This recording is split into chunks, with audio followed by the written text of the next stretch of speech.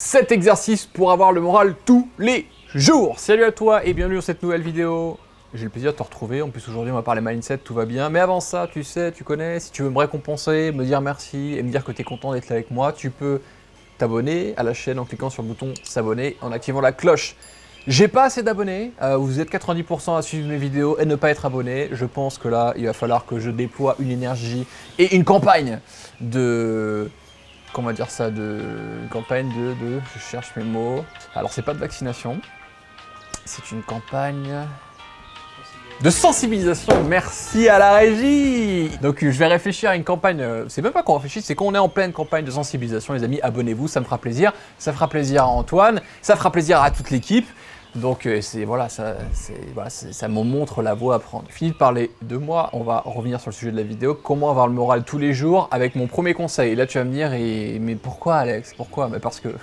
Donc le premier point c'est de comprendre que il est impossible d'avoir le moral au top tous les jours. C'est impossible, cherche pas, laisse tomber. C'est un objectif absolument merdique, c'est le truc qu'il faut absolument pas faire. Nous sommes tous humains. Le bonheur à tout prix est une illusion parce que pour apprécier les bons moments, il faut aussi connaître les creux de la vague. Il est impossible de savoir si un plat est bon si tu n'as jamais goûté à un plat naze. On marche par opposition, on marche par contraste et il est impossible d'apprécier quelque chose si on n'en connaît pas l'opposé. Par contre, il est possible de ne pas être déprimé tous les jours. Ça, je te le confirme. Donc, c'est le but de cette vidéo quand même. Mais je crois que le premier pas est l'acceptation. Se dire, ok, avoir un moral au top tous les jours, c'est peut-être pas ce qu'il y a de plus réaliste à atteindre. Par contre, être assez stable sur ses pattes, ça, je pense que c'est un objectif qui est assez intéressant. Et ne pas se laisser aller à des variations émotionnelles trop fortes au moindre petit écart. Le deuxième point que je peux te partager, eh bien, c'est tout simplement de soigner ton comportement vis-à-vis des autres personnes dès que toi, tu as envie de broyer du noir. Ça m'arrive, moi, parfois, tu vois, j'ai pas le moral, j'ai eu une conversation téléphonique qui m'a un peu frustré ou qui m'a rendu malheureux ou même agressif ou en colère. Surtout, le truc à faire, c'est important, c'est à se contrôler et à soigner aussi comment ensuite tu vas t'adresser aux autres personnes qui n'ont rien à voir dans l'histoire. Et ça, c'est hyper important parce que tu vas renvoyer quelque chose de négatif aux autres. C'est pas facile à faire, honnêtement. Difficile, c'est un challenge même pour moi aujourd'hui. Quand je suis pas bien, parfois intérieurement, j'ai du mal à m'ouvrir et à sourire, mais ça s'améliore, ça s'améliore. Donc ça, je dirais que c'est pour éviter l'effet miroir, parce qu'après tu contamines les autres et les autres te recontaminent. Donc c'est important aussi par pure empathie et par stratégie également, de soigner la manière dont tu te comportes. Donc quand tu vas pas bien, concentre-toi sur le fait de ne pas embarquer les autres dans cette attitude et ça va te permettre d'en sortir beaucoup plus rapidement. Troisième exercice, c'est de lister 3 choses pour lesquelles tu as de la gratitude aujourd'hui dans la vie et qui te rend heureux. Ça peut être des trucs tout simples. La pizza que j'ai mangée ce midi, elle m'a fait kiffer. Le petit grec frites, salade tomate oignon sauce samouraï, il m'a donné le smile. La santé, la famille, les amis, un toit sur la tête, à manger.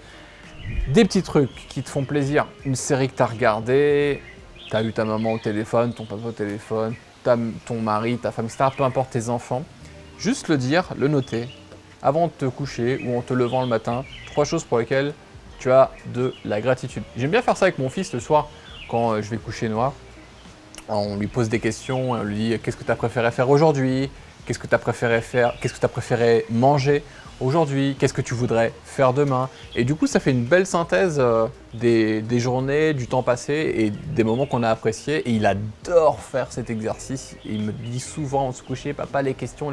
Voilà, donc tu vois, on applique. Quatrième exercice que je te propose, c'est de faire des pauses régulières dans tes journées de travail, au moins toutes les 2 heures et de couper, tu vois, 10-15 minutes, pas plus parce qu'après ça casse vraiment le rythme, sauf pour la pause déjeuner, et je t'invite à déjeuner pas en 5 minutes, mais essayer de prendre un peu le temps quand même. Pourquoi prendre une pause toutes les 2 heures au moins? Parce que ça te permet de t'aérer un petit peu l'esprit et d'éviter de partir après en multitasking et d'ouvrir tes réseaux sociaux ou faire autre chose pour justement parce que ton cerveau a besoin de pause. Donc tu te lèves, tu coupes, prends un verre d'eau, tu vas te balader, tu fais ce que tu veux, tu parles à quelqu'un, mais tu prends une mini pause de travail. C'est hyper important de faire ces coupures parce que Ça te donne vraiment la dose d'oxygène nécessaire pour revenir en forme et concentré. Exercice numéro 5, c'est de méditer au moins 10 minutes par jour. Tu peux le faire seul ou tu peux le faire via une application si tu as du mal. Je conseille très souvent cette application qui s'appelle Headspace. C'est très bien surtout si tu démarres. Et en plus, quand j'ai commencé à recommander Headspace, c'était il y a quelques années, je crois, il y a 3 ou 4 ans, il n'y avait pas de version française. Et là, tu n'as plus d'excuses parce qu'il y a des versions maintenant françaises où tu fais de la méditation guidée par une voix en français. Donc là, c'est facile, t'as plus qu'à suivre. Moi, je le fais le soir quand je suis allongé, je mets mes AirPods ou tu mets un casque, tu mets ce que tu veux, t'écoutes, ça dure 10 minutes max, tu peux même choisir la durée. Et tu fais ça au moins, essaie de faire ça au moins 30 jours d'affilée et tu verras que tu pourras plus t'en passer. 6e exercice, c'est de mettre en place un exercice physique régulier. Alors moi, je crois pas du tout à la motivation. Tu vas me dire, mais ce type est fou. Non, parce que des fois, j'ai pas envie d'aller au sport. En fait, je suis couché tard la veille, ou j'ai bu, ou alors c'est lundi matin, j'ai eu un week-end où je suis complètement déconnecté, j'ai pas l'énergie ou quoi.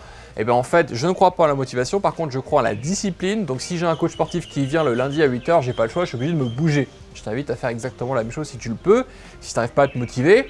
Et si tu n'as pas le budget d'un coach sportif, ce que je peux tout à fait comprendre, tu peux aussi le faire avec une application ou avec un ami et de mettre en place ce rendez-vous et de jamais l'annuler. La seule chose qui t'autorise à annuler ce rendez-vous, c'est parce que tu es malade ou tu t'es blessé. Mais autrement, tu ne peux pas annuler ce rendez-vous. C'est hyper important. Et enfin, 7e exercice à te proposer pour avoir le moral le plus possible, eh bien, c'est de t'exprimer quand ça ne va pas. Pourquoi c'est important de dire je me sens pas bien, ou j'ai pas aimé ça, ou j'ai pas aimé ce que tu m'as dit, ou j'ai pas aimé ce qu'il m'a dit, ou je me sens frustré, ou je me sens en colère. C'est important parce que ça permet de l'accepter déjà, donc tu as évacué quelque chose, dire permet d'accepter et de le reconnaître, et ça te permet aussi de passer plus vite à autre chose, plutôt que de ruminer un truc interne où les gens se disent mais qu'est-ce que t'as? Non, rien. Et là tu bloques le truc et ça va empirer et c'est horrible. Un exercice que je t'invite à faire au moins une fois par jour, c'est de t'exprimer quand il y a quelque chose qui n'est pas fluide pour toi, ou quand il y a une tension, que ça va pas. Pas te plaindre, c'est pas la même chose, exprimer les choses. Je me sens pas bien vis-à-vis de cette situation, ou j'ai pas aimé ça, et bah écoute, ça va passer, et on va travailler là-dessus, et c'est ok. Et pas juste dire c'est la faute d'un tel, non, pas de victimisation, pas de complainte inutile, on prend ses responsabilités. Je te rappelle qu'ici c'est une chaîne pour entrepreneurs ou apprentis entrepreneurs, donc on assume les choses, on s'exprime comme un adulte et on passe à autre chose pour être heureux. Si tu as aimé ces exercices et ces recommandations, bah dis-moi ce que tu as préféré faire, est-ce que tu vas faire aussi, et si tu as des questions, bien sûr, je me ferai un plaisir de te répondre. Pour lancer ton business, le scaler, le professionnaliser, tu peux prendre un entretien téléphonique avec mon équipe, c'est au-dessus, en fiche ou en dessous, en lien. Tu vas arriver sur une page où tu pourras remplir avec soin, je te le conseille, les formulaires qui te permettra ensuite de prendre un entretien téléphonique au créneau que tu souhaites et on verra comment on pourra t'aider au mieux. Il y a aussi des conférences et des livres juste en dessous pour démarrer ou te professionnaliser. Tu regardes ça en description.